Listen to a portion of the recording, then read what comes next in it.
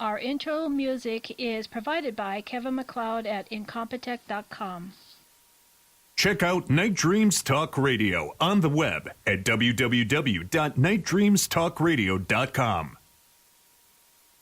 For the best in paranormal talk radio, you're listening to Night Dreams Talk Radio with Gary. Do you have a paranormal story that you want heard? You could be a guest on Night Dreams. Contact us at motorcycletalkbygary@gmail.com.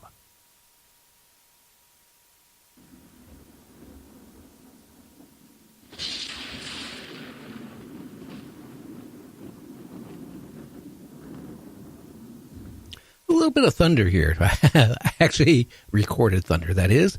Up here in Gig Harbor, Washington, the weather is just absolutely beautiful. I hope everybody's having great weather all across the world. I mean, we are heard worldwide. I mean, we have a huge audience out of Europe, over in Asia, you name it. People are listening to Night Dreams Talk Radio, and to all the truckers out there, I want to say thank you for, listening to Night Dreams replays when you're out on the road at night. Hey, Margery, are you there? I'm here, Gary. Well, how you been since the last time we had a conversation? I've been doing great. I published a new book on reincarnation. Okay, great. Well, why don't you tell the listeners what you do for a living and as a hobby and living and all that together and who you are? Oh, okay. Well, I'm a mom. I'm a grandma. I've got 8 godchildren, and I write about reincarnation. That's my mission in life until the end of my life. I'm 73 now, is to tell people about the benefits of belief in reincarnation and that we're all eternal souls and we're all here on learning in classes to learn different things in different lifetimes. And I've had a lot of documentation. I've had a lot of what people call psychic experiences in my life. And one thing led to another, and now I'm writing about reincarnation. Oh, wow. What got you into, what book number is this one? Maybe 5 or 6. I generally write about health and wellness. I've written several books for children. I created 24 cartoon characters to teach children about health, which dovetails into my past life experiences with children. But for the rest of my life, I really want to teach people the things that I've learned. I'm an old soul, and I've got a lot to say now, and hopefully a few folks will listen, and it'll help them. Okay, I'm going to see how good my memory is. Didn't one of your past lives that you were in Pompeii? Yes. You want to explain and tell the people what happened that you remember of that past life? I find that I find that so interesting. Oh, well, thank you. Well, first off, I'd like to say, before I found a past life in a past life regression, in the 1960s, my husband was a captain in the Army, and we lived in Europe for 3 years, and we had several trips to Italy. And on one of the trips, we went to Pompeii, and we were on a private tour. There were only 5 people in our tour group. Now, this was before Pompeii got to be the tremendous sightseeing vista that it is now. And now thousands of people go every day. When we were there were just a few people, and we had free reign of the city, pretty much. And I remember knowing where everything was. And I thought, this is strange. Why would I know where everything is in a city that blew up in 59 A.D., and I'm here in 1967, and, what's going on? But I just thought it was fascinating, and I just went around and looked at everything, and we were going, I know you're familiar with Pompeii. When the ash fell on the city, wherever there was a body, it caused a cavity. So when they started to excavate it, what they would do is they would find these cavities, and they would pour plaster down into them to make a mold. And so that would preserve the shape of the entity that was in that cavity. In one of the houses, in one of the rooms, there was a cavity, and it was a mother holding a small child. Now, this was 1967, and I looked at that, and I said, oh, there I am. And my husband thought I was totally crazy. He said, no, there I am right there. I didn't know anything about reincarnation. I was in my early 20s. I didn't know anything about reincarnation. But I just had this overwhelming feeling that that's where I was. So fast forward into the late 1980s, I meet a college professor who triggered some past life memories in me, and I started doing past life research with a very well-respected parapsychologist here in Atlanta. And on one of these ventures into past lives, this life came up in Pompeii. And I told him all about being in Pompeii, that my father abandoned my mother, and he was one of the ones that made it out of the city, managed to get to a ship. But my mother and I were left there, and we succumbed to the fumes. Oh, wow, because the fumes were toxic. So, I mean, you know, that was instant death.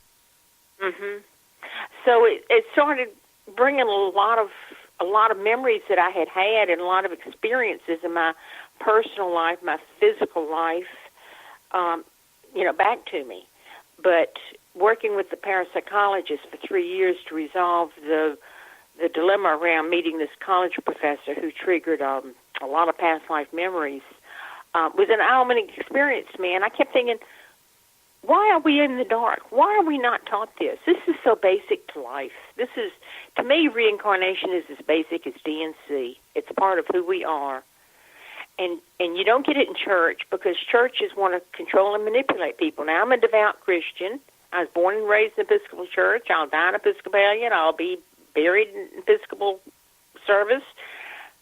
But churches do not teach about the eternal life of the soul. And that's what we are. We're eternal souls. And as the famous German philosopher said, Nietzsche said, it's no more surprising to be born twice than it is to be born once. Well, how about dozens of times? I've actually had a couple of people on that actually, I had one lady that lives on Whidbey Island, and she told me that she's been reincarnated at least a dozen or more times. Oh, yeah, we all have. We all have. I've just got more specific memories of some lifetimes than others. I've got a lot of memories of things that make me very happy and joyful, and I think, oh, well, I know I must have been in that country in some incarnation. I need to explore that further. For example, I love Indian things. I love saris.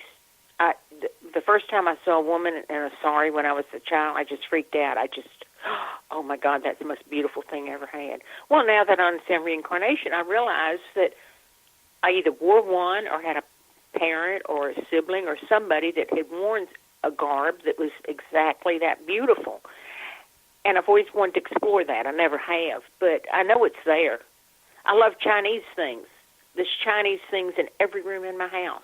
I have to be surrounded by Chinese things.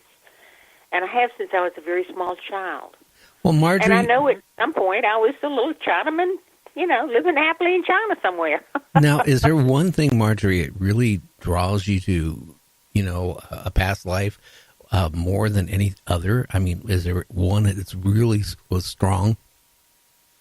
Yes. From the time I was about 3 years old, I had dreams of a little lady who I later found out was named Margaret. But I had dreams of this little lady, and she was always chasing me. And she was always saying, please sit down and talk to me. I've got something important to tell you. And it was always the same thing. And I was scared. I was running. But I never forgot her, which is kind of what makes my story unique. Most children that have past life dreams forget them as they age. They get involved in the activities of life and learning new things in school and all, and they forget them. But I never forgot this dream. I never forgot that little lady. Always wondered who she was. Now, maybe it's because I'm very intuitive. HSP with a highly sensitive person. Some people call us psychics. I don't like that label, but anyway, I've always had a very intuitive life. So maybe that's why I never forgot this little lady chasing me. But fast forward, now I was born in 1944, so these dreams were around 1947 or so. Fast forward to the mid-1980s, and I'm in college. I had gone back to college in my 40s to get an accounting degree, and the economics professor, comes into class the first night of school, and he throws a book down on the desk, kind of slams it down to get everybody's attention. And I look up, and I have a vision of this little lady that I had dreamed about when I was 3.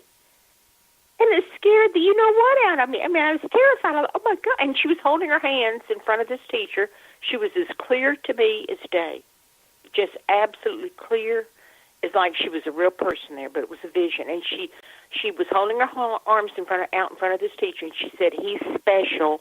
Protect him."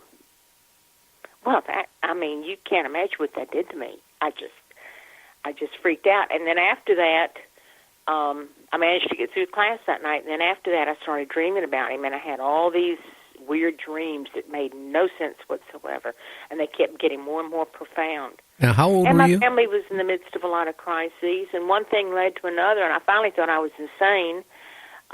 Went to a psychiatrist, and he said, "This doesn't matter with your brain. You need to be working with Dr. Old down at West Georgia College. He's doing research to parapsychology." I said, "Really?" He said, "Yeah." Well, I couldn't be driving down to West Georgia College all the time, so I found a parapsychologist here in Atlanta. And the next 3 years, he and I unraveled all these dreams. And it was a tragedy that was going to befall the city of Atlanta. And a bunch of people were going to get killed. Oh, wow. Now, how old were you when you did this? Okay, that started when I was about 46, 47. So it finally resolved in 1990. So when I was, I was 46.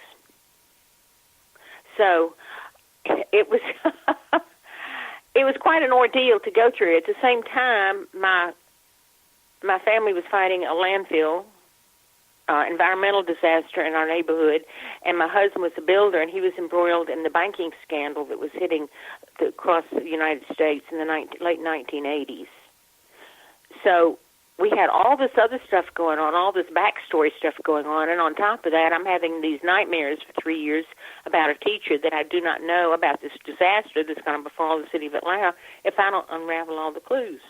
Oh, wow. So I kept keeping a journal, and my psychologist, Dr. Paul Shank, here in Atlanta, said, "You need to write this down." Every time I had a session with him, he tape recorded it and video recorded it. So it was audio and video of what we were doing.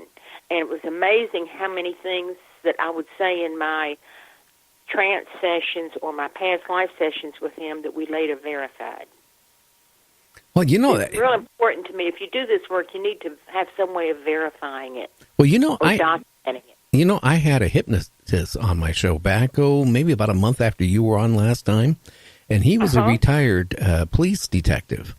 And, he's retired. He was always fascinated, about, doing hypnotizing people and doing regressions. And, we were talking, and I asked him, I said, did you ever, since you were a detective, did you ever decide to check out any of these stories? And he goes, I did, and they matched.